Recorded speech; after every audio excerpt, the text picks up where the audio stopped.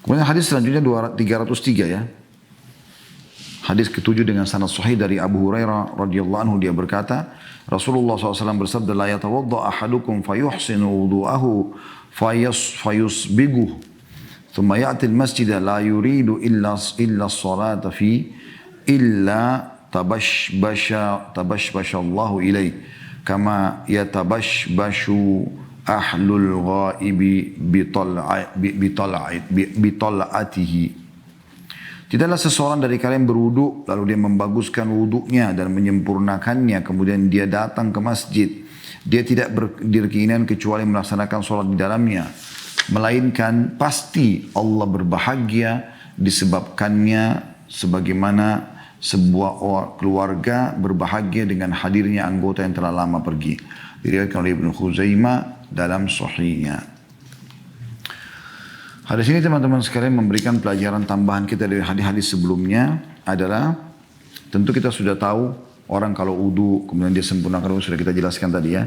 Kemudian dia pergi ke masjid juga sudah kita jelaskan, dia tidak mau kecuali sholat. Ya, di sini tambahan informasinya adalah dari hadis-hadis yang sebelumnya, illa tabashbashallahu ilaika ma yatabashbashu ahlul ghaibi bitala'atihi. Kecuali Allah pasti akan bahagia, gembira gitu kan kepada hamba ini, dan sebagaimana ya, seseorang di antara kalian gembira pada saat kedatangan orang yang sudah lama dinanti-nanti. Oke, di sini kita titik beratkan poinnya. Kalau seandainya seseorang di antara kita, Bapak Ibu sekalian rahimahun rahimakumullah, dia merindukan seseorang, dia mencintai seseorang yang pergi lama, dan dia sangat menginginkan kedatangannya. Seperti apa kira-kira? Pada saat orang itu datang, dia pasti akan coba ya, menunjukkan keharuannya, mungkin dengan menangis, ya, mungkin dengan apalah tutur kata yang diucapkan. Dan juga dia pasti akan memberikan yang terbaik kepada orang yang dia cintai tadi. Itu otomatis. Ya. Tanpa kita samakan Allah Azza wa Jalla dengan makhluknya, tetapi seperti itulah yang dijanjikan. Allah Subhanahu wa ta'ala gembira, berarti Allah akan memberikan apa saja yang hamba ini minta dengan izin Allah Subhanahu wa ta'ala selama permintaannya baik. Ini tambahan dari informasi dari hadis sebelumnya. Kemudian kita masuk hadis 304, tepatnya hadis 8 dengan sanad sahih dari Jabir radhiyallahu anhu, dia berkata, khalatil biqa'u hawla al-masjid fa arada banu salimata ay yantaqilu qurba al-masjid.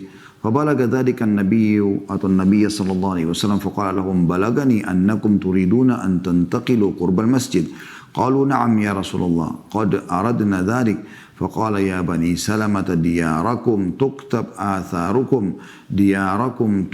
آثاركم فقالوا يا ما يسرنا أن كنا تحولنا.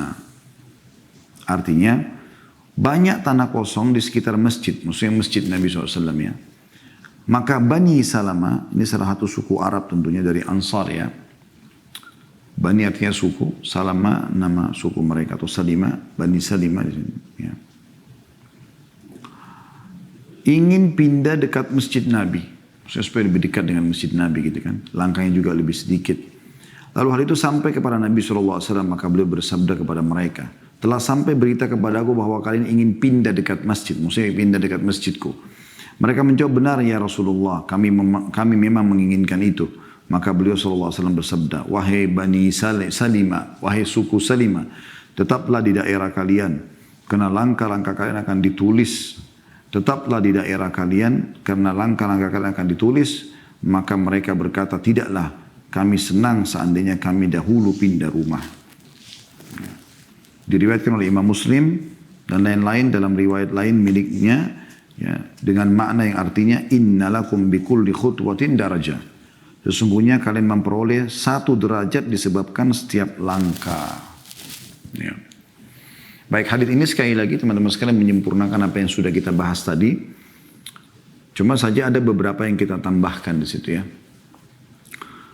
Di sini Jabir radhiyallahu anhu, sahabat Nabi yang mulia, ini menceritakan kepada kita tentang pernah ada atau terjadi di zaman Nabi SAW di sekitar masjid ada tanah kosong.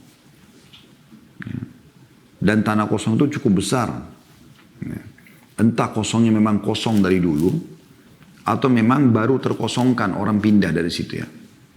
Kemungkinan besar ini memang ya, tanah kosong dari dulu ya.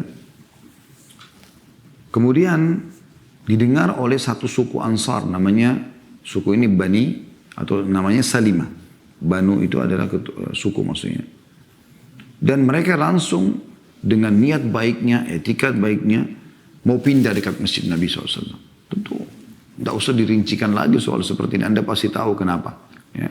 Ingin dekat dengan Nabi SAW, ingin dekat dengan masjid Nabi, supaya dekat kalau mau sholat gitu kan.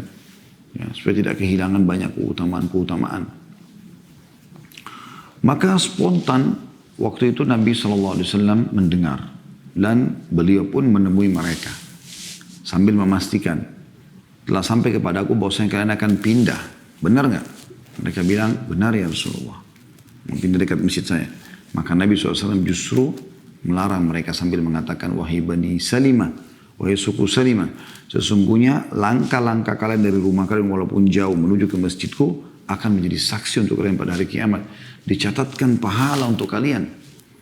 Diulangi lagi, wahai Bani Salimah, sesungguhnya tempat tinggal kalian akan menjadi, atau langkah-langkah kalian dari tempat tinggal kalian akan menjadi saksi dan akan dicatatkan pahala pada hari kiamat.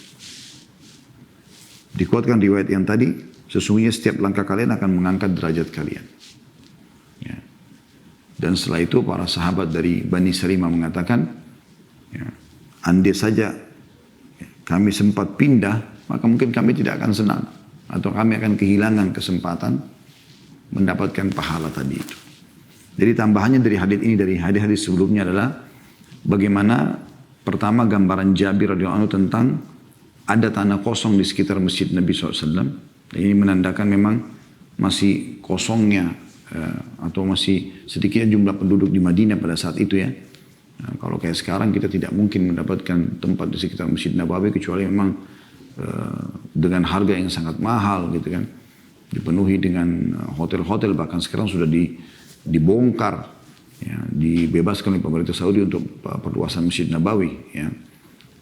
Kemudian yang kedua adalah bagaimana niat baik Bani Salimah ingin sholat, ingin pindah, satu suku ingin pindah ya, ingin pindah rame-rame ke tanah kosong itu, baik dengan membelinya ya, atau dengan cara yang lain. Yang jelas mereka mau pindah di situ supaya mereka lebih dekat ke masjid. Yang ketiga adalah bagaimana himbauan Nabi SAW. Padahal kalau kita pikir-pikir, kita lagi tinggal jauh dari masjid, lalu kita mengatakan, udah saya pindah di sana aja deh, karena itu sebelahnya masjid. Seperti itu kurang lebih. Anda bisa bayangkan kalau masjid dekat rumah Anda, masjid biasa. Maksudnya masjid bukan seperti Masjid Nabawi yang punya keutamaan gitu kan. Bisa sholat di sana, kata Nabi SAW, sholat di masjidku ini sama dengan 1000 kali lipat dibandingkan tempat lain. Masjid Nabawi ini.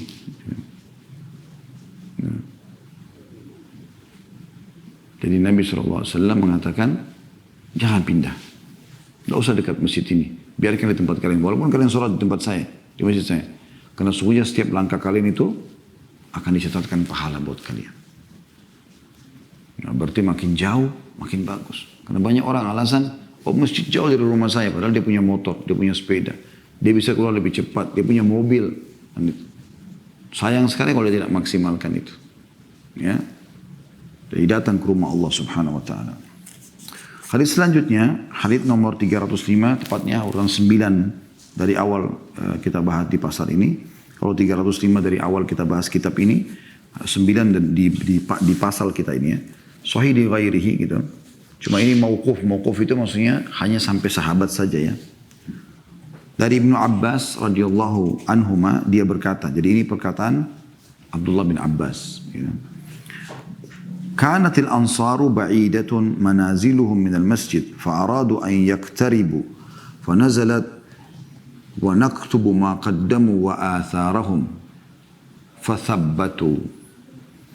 Rumah orang-orang Ansar jauh dari masjid. Maka mereka ingin mendekat, lalu turunlah ayat. Kami menulis apa yang telah mereka kerjakan dan bekas yang mereka tinggalkan. maka mereka pun menetap di tempat-tempat mereka. Diriwayatkan oleh Ibnu Majah dengan sanad jayyid. Ya. Jadi ini bukan penyampaian Nabi SAW, tapi penyampaian Ibnu Abbas radhiyallahu anhu. Ini juga ada mirip dengan hadis sebelumnya ya, hadis sebelumnya.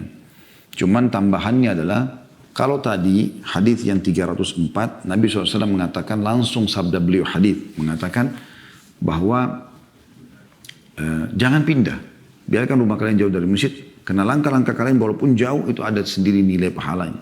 Makin jauh maka makin besar pahalanya. Kalau di sini Ibnu Abbas menyampaikan ada sebagian dari Ansar mereka tinggal jauh dari masjid, maksudnya Masjid Nabawi, gitu kan. Maka mereka mau pindah. Dan di sini ada juga sebagian, kalau kita hubungkan dengan sirah Nabawiyah ya, ada sebabnya kenapa orang-orang Ansar, penduduk asli Madinah, itu rumah-rumah mereka jauh dari Masjid Nabawi. Bukankah mereka penduduk kota itu?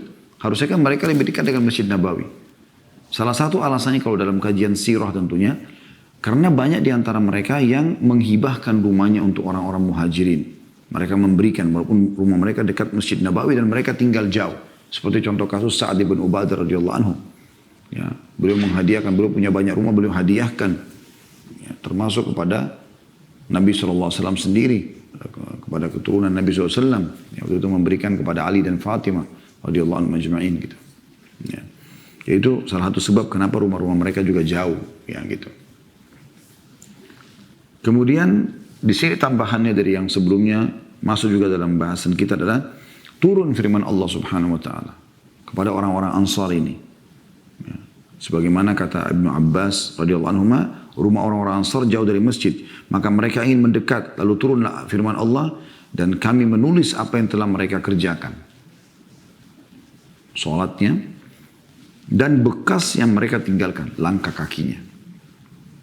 Ya, semua akan ada pahala. Maka mereka pun menetap di tempat mereka. Jadi walaupun jalan jauh, walaupun harus naik kuda, kalau zaman dulu kuda, kalau sekarang kita motor, mobil, sepeda, dan itu, tetap mereka akhirnya mempertahankan itu. Kita ambil juga benang merah penting dari hadis-hadis yang sudah kita sampaikan ini teman-teman sekalian. Berarti tidak ada alasan bagi seorang muslim untuk tidak sholat di masjid, terutama laki-laki. Kalau dia cuma alasan jauh, ini hadis sudah menjawab. Artinya makin jauh berarti makin banyak langkah, berarti makin tinggi derajat dan makin banyak pahala dan makin banyak juga pembersihan dosa. Ya. Jadi jangan karena mau dekat masjid, anda dekat masjid baru mau ke masjid, tidak. Jauh pun pergi. Apalagi kalau dekat. Ya. Kemudian selanjutnya hadis nomor 306, tepatnya hadis 10, sahih di ghairihi, dari Abu Hurairah radhiyallahu anhu, dari Nabi sallallahu alaihi wasallam beliau bersabda, al-ab'adu fal-ab'ad.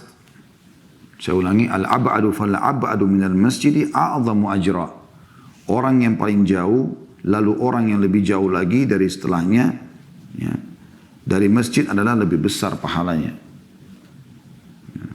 Hadis ini riwayat Ahmad, Abu Daud, Ibnu Majah dan Al-Hakim. Ini dinyatakan sahih di ghairi oleh Al-Albani rahimahullah. Hadis ini mirip dengan tadi, menguatkan bahwasanya Nabi SAW memastikan siapa yang paling jauh dari masjid maka dia lebih besar pahalanya. Kalau masih ingat pada pertemuan sebelumnya saya pernah jelaskan Abu Hurairah radhiyallahu anhu, sahabat Nabi yang mulia ini, semoga Allah satukan kita bersama beliau di surga, kita mendapatkan pahalanya. Radhiyallahu anhu sangat luar biasa ya dalam menjalankan sunnah-sunnah Nabi SAW. Beliau rumahnya jauh dari masjid, ya, tidak juga terlalu seberapa jauh tapi lumayan dari masjid. Dan beliau keluar sebelum waktu sholat beberapa saat, mungkin kalau kita sekarang setengah jam, ya, itu perkataan saya setengah jamnya, tapi dia beberapa waktu sebelum sholat. Kemudian beliau keliling Madinah, memanggil teman-temannya untuk sholat berjamaah. Jadi misalnya masjid di sini, ini rumahnya. Dia mutar dulu untuk mendapatkan langkah yang lebih banyak supaya sampai ke masjid dia dapat pahala yang besar. Peninggian derajat loh ini. Ini bukan main-main. Ya, peninggian derajat. Kalau anda di kantor dikatakan siapa yang lebih jauh rumahnya dari masjid nanti akan naik jabatannya. Setiap langkah saya akan hitung mungkin dan begitu atau ditambah gajinya, mungkin pegawainya semangat semua. Allah Subhanahu wa taala menjanjikan yang lebih besar derajat di surga. Bukan main-main ini. Ya. Sampai dalam sebuah hadis dijelaskan antara satu derajat dengan derajat di atas itu jaraknya antara langit dan bumi, itu bukan main-main itu. Hanya dengan langkah ke masjid apa susahnya? Mumpung kaki anda masih sehat, badan anda masih sehat, pergi. Ibu-ibu di rumah, ya. Ini kalau di majelis taklim kita banyak ibu-ibu yang hadir ya. Motivasi suaminya, motivasi anaknya, motivasi saudaranya, suruh supirnya, suruh sholat di masjid. Anda dapat pahala mereka. Jangan malah, sudahlah sholat di sini aja sama saya gitu. Jangan. Kecuali memang masa-masa pandemi kemarin ya. Atau sekarang mungkin ada udzur syar'i misalnya lagi sakit. Justru ada kesempatan motivasi mereka. Sholat di masjid. Gitu kan. Karena ini pahalanya sangat besar. Hadis selanjutnya nomor 307 urutan 11 ya. Dari awal kita belajar 11 dengan sanad sahih dari Abu Musa Al-Asy'ari radhiyallahu anhu, dia berkata, Rasulullah SAW bersabda, "Inna a'dhaman nasi ajran fis salati ab'aduhum ilaiha mamsha." Ya. Saya ulangi, "Inna a'dhaman nasi ajran fis salati ab'aduhum ilaiha mamshan fa ab'aduhum."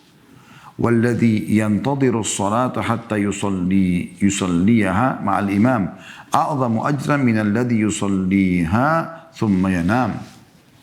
Sesungguhnya orang yang paling besar pahalanya dalam sholat adalah orang yang berjalan paling jauh. Sudah kita jelaskan tadi nih, lebih jauh langkahnya, lebih jauh langkahnya, lebih banyak langkah maka lebih besar pahalanya. Lalu salah seorang dari mereka yang lebih jauh dari setelahnya. Maksudnya makin jauh makin besar pahalanya. Dan orang yang menunggu sholat sehingga dia melaksanakan bersama imam lebih besar pahalanya daripada orang yang sholat lalu tidur. Hadis riwayat Bukhari dan Muslim. Tambahan dari hadis ini, dari informasi sebelumnya, tentu potongan pertama sudah kita tahu ya tadi, yaitu orang yang lebih jauh jaraknya dari masjid itu lebih banyak langkahnya, bakal lebih besar pahalanya. Karena setiap langkah, kanan tadi memberikan pahala mengangkat derajat dan kiri mengampuni atau terampuni dosa-dosa dengannya gitu. Ini sudah kita tahu, sudah kita jelaskan dari pertemuan yang lalu dan juga sekarang. Nah, potongan tambahan adalah yang kedua.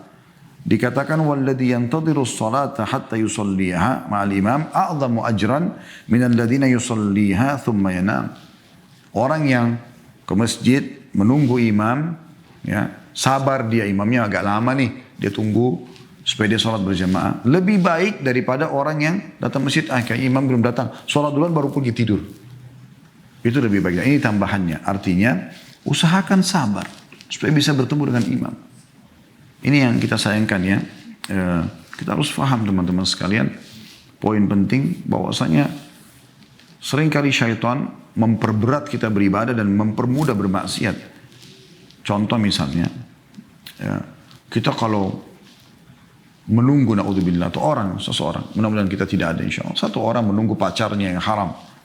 Biarpun pacarnya itu telat 1 jam, ya, 2 jam mungkin, datang dari luar kota, datang dari luar negeri, dia tunggu di bandara lama, dia bersedia, berjam-jam.